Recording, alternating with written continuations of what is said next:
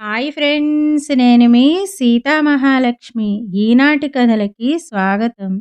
ఈరోజు మనం కొరివి దెయ్యాలు అనే చందమామ కథని చెప్పుకుందాం. ఒక మండలాధికారి తన పాలనలో ప్రజలు ఎలా బతుకుతున్నారో చూడటానికి ఒకసారి తనిఖీకి బయలుదేరాడు. మధ్యదారిలోనే చీకటి పడింది. ఆయన చీకటిలోనే కొంత దూరం ప్రయాణం చేశాక దూరాన మిణుకుమిణుకుమంటూ దీపాలు కనిపించాయి. ఆ దీపాలు కనిపించే వైపు పోదాం అన్నాడు అధికారి తన పరివారంతో. అయ్యా, అవి కొరివి దెయ్యాలు. అక్కడ శ్మశానంలాగున్నది అన్నారు అధికారి మనుషులు. పర్వాలేదు పదండి, శ్మశానం అయితే దగ్గరలో ఊరు ఉండనే ఉంటుంది అన్నాడు అధికారి. ఆ దీపాలు నిజంగా దీపాలే, అది ఊరే. అధికారి ఆజ్ఞాపించగా కొందరు గ్రామస్తులు గ్రామాధికారి భూషయ్యను హాజరుపరిచారు. అతను అధికారికి పరివారానికి బస ఏర్పాటు చేశాడు. తెల్లవారుతూనే అధికారి గ్రామం తనిఖీ చేశాడు. భూషయ్య వణికిపోయాడు. దాన్ని గ్రామం అనటం కూడా సిగ్గుచేటు. ఎక్కడ చూసినా పెంట కుప్పలు, మురికినీటి గుంటలు, వీధులకు అడ్డంగా పారుతున్న మురుగు కాలవలును. గ్రామం ఈ స్థితిలో ఉంటే నువ్వు ఏం చేస్తున్నావు? తగిన చర్యలు ఎందుకు తీసుకోలేదు? పై అధికారులకు ఎందుకు తెలియబరచలేదు? అంటూ అధికారి భూషయ్య మీద చిందులు తొక్కాడు. ఆ పై అధికారులకు ఎన్ని మహజర్లు పెట్టుకున్నా ఫలితం లేకపోయింది. వారి పై అధికారులకు చెప్పుకుంటే లంచాలు అడుగుతున్నారు. పంటలు పాడైపోయి జనం అల్లాడుతుంటే లంచాలు ఎలా పోగు చేయగలను అన్నాడు భూషయ్య బిక్కచచ్చిపోతూ. అధికారి ఉలిక్కిపడ్డాడు.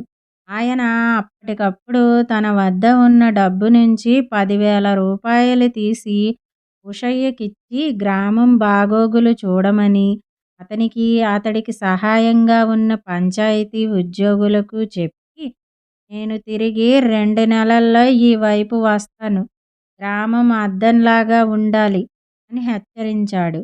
ఆ రోజే అధికారి సపరివారంగా ముందుకు సాగిపోయాడు. భూషయ్య ఆ డబ్బుతో గ్రామాన్ని బాగు చేయాలనే అనుకున్నాడు. అయితే మర్నాడే పండుగ వచ్చింది. ఆయన కూతురు, అల్లుడు వచ్చారు. వారితోనూ పిల్లలతోనూ పండుగ 4 రోజులు సంతోషంగా గడిచిపోయింది. ఆ సంతోషంలో భూషయ్య తన వద్ద ఉన్న డబ్బులో 1000 రూపాయలు పెట్టి కూతురికి బంగారు గొలుసు చేయించి అందరికీ కొత్త బట్టలు కొన్నాడు. భూషయ్య భార్య బంగారు వడ్డాణం కావాలని పట్టుబట్టింది. భూషయ్య పెట్టిన ఖర్చుకే బాధపడుతూ భార్యను బతిమాలాడు. ప్రజల డబ్బు తన ఇష్టం వచ్చినట్టు ఖర్చు చేసే హక్కు తనకు లేదన్నాడు. ఆమె భర్త మాట వినిపించుకోక బంగారు పనివాడి దగ్గర అరువుకు వడ్డాణం చేయించుకున్నది. చేసేది లేక భూషయ్య ప్రజల సొమ్ముతోనే ఆ బాకీ తీర్చాడు. పంచాయతీ ఉద్యోగులకు ఈ సంగతి తెలిసి మరో 1000 రూపాయల వరకు అప్పులు అడిగారు. భూషయ్య వారు కోరినట్టు డబ్బు ఇచ్చి పంపేశాడు. తర్వాత పంచాయతీ ఉద్యోగులు ఎంత తక్కువలో ఊరి మరమ్మతు జరుగుతుందోనని లెక్కలు వేశారు. ఎంత హీనంగా చూసినా 10,000 కావాలి. భూషయ్య దగ్గర మిగిలింది 5,000. ఇది చాలనట్టు భూషయ్య భార్య ఒక కొత్త పనివాణ్ణి జీతానికి పెట్టుకున్నది. ఈ కొత్త నౌకరు ఒకనాడు భూషయ్య గారి మంచం కింద పడి ఉన్న డబ్బు సంచి చూసి దాన్ని తీసుకుని పారిపోయాడు. ఈ వార్త క్షణాల మీద మండలమంతా పాకింది. భూషయ్య ఇంటి నౌకరు 10,000 రూపాయలు దొంగిలించి పారిపోయాడని అందరూ చెప్పుకున్నారు. మండలాధికారి మర్నాడే భూషయ్యను తన వద్దకు పిలిపించుకుని మిగిలిన 5,000 రూపాయలు ఏవి అని అడిగాడు. తన నౌకరు మొత్తం 10,000 ఎత్తుకుపోయాడని భూషయ్య చెప్పాడు. అతను ఇలా అంటుండగానే అధికారి ఇంటి లోపలి నుంచి భూషయ్య నౌకరు వచ్చాడు. ఏమిరా దొంగ వెధవా, 10,000 రూపాయలతో పారిపోతావా అన్నాడు భూషయ్య గుడ్లురిమి. అధికారి హేళనగా నవ్వి, భూషయ్య, నువ్వే ఆ సొమ్ము వాడి కంటపడేలాగా చేశావు. దొంగతనం మొత్తంగా వాడికే అంటగట్టాలని నీ ఉద్దేశం. కానీ వాడు నా కొడుకేనని, నువ్వు డబ్బు సరిగా ఖర్చు పెడతావో లేదో చూడమని నీ మీద నిఘా వేశానని నువ్వు ఊహించి ఉండవు.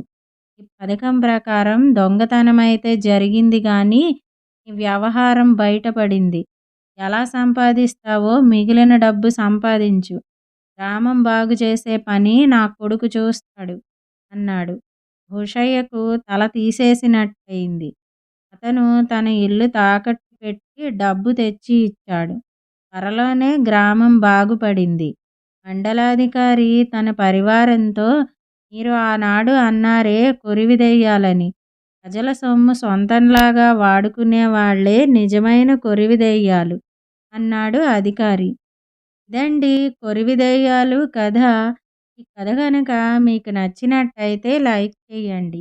ఈ కథను మీ స్నేహితులకు షేర్ చేయండి. కథపై మీ అభిప్రాయాన్ని కామెంట్ రూపంలో తెలియజేయండి. మరిన్ని మంచి కథల కోసం మా ఛానల్ను సబ్స్క్రైబ్ చేసుకోండి. మళ్ళీ మరొక మంచి కథతో కలుసుకుందాం. అంతవరకు వింటూనే ఉండండి ఈనాటి కథలు.